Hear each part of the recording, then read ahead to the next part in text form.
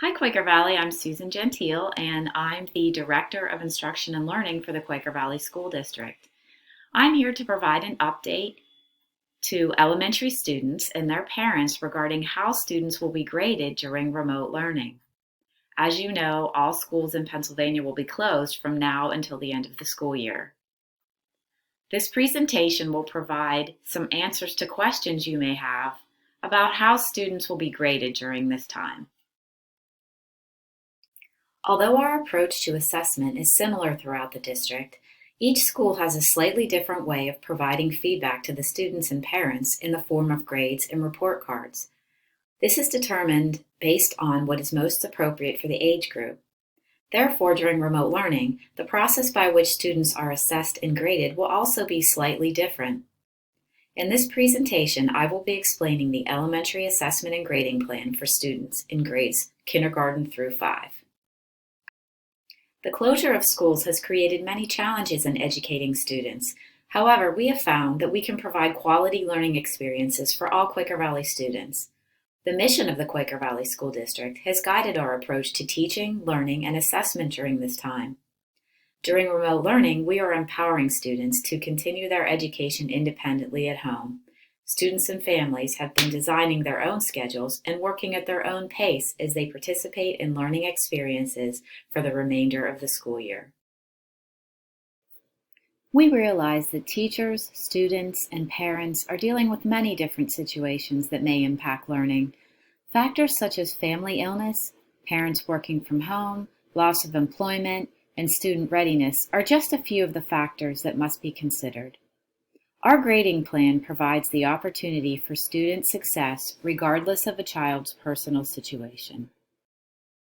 Our approach to assessment has always focused on two different types of learning: assessment of learning and assessment for learning. The assessment of learning are those assessments that are usually given at the end of a unit, such as unit tests, essays, and take-home projects. The other type of assessments are assessments for learning.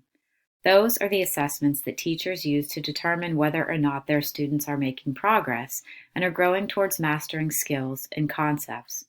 Given the factors that may impede learning for students at this time, we believe that it is most important to focus on assessments for learning that measure a student's growth and progress towards meeting the goals of the lesson or course.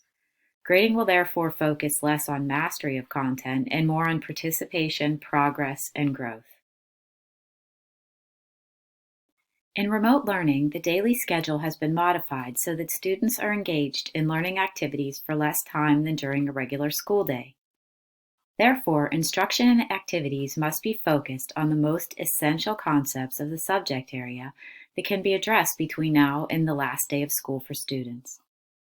We wish to focus on the learning, not just completion of work, and our grading practices reflect this approach. We still desire for our students to master important concepts, but the way we will communicate that to students and parents is through feedback related to how well a student is growing towards mastery of those skills. Grading will be determined by this participation and growth, not by how many questions a student got right or wrong on a particular assessment. Our teachers encourage students to do their best, and success will be measured through individual progress. Grading for students in kindergarten through grade 2 has always been different from that in grades 3 through 5. Students in grades K through 2 receive a standards-based report card with no letter grades, while students in grades 3 through 5 receive letter grades in core subject areas. During remote learning, there are many things that have changed. However, when we consider how to grade students during remote learning, there are some things that will stay the same.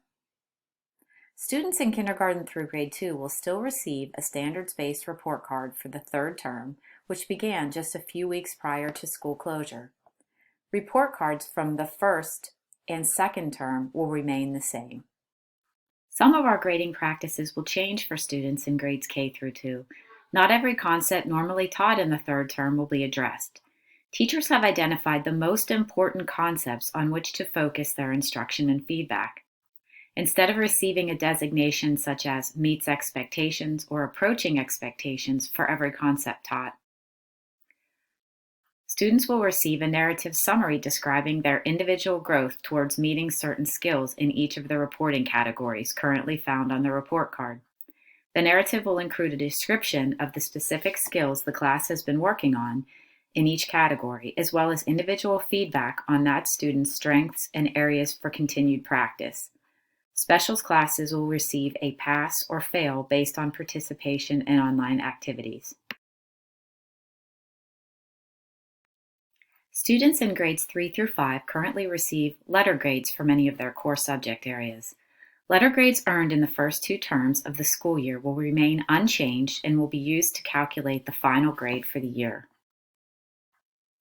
What will change for students in grades 3 through 5 is that assignments in the third term will not be graded using points or letter grades, and scores will not be entered into PowerSchool.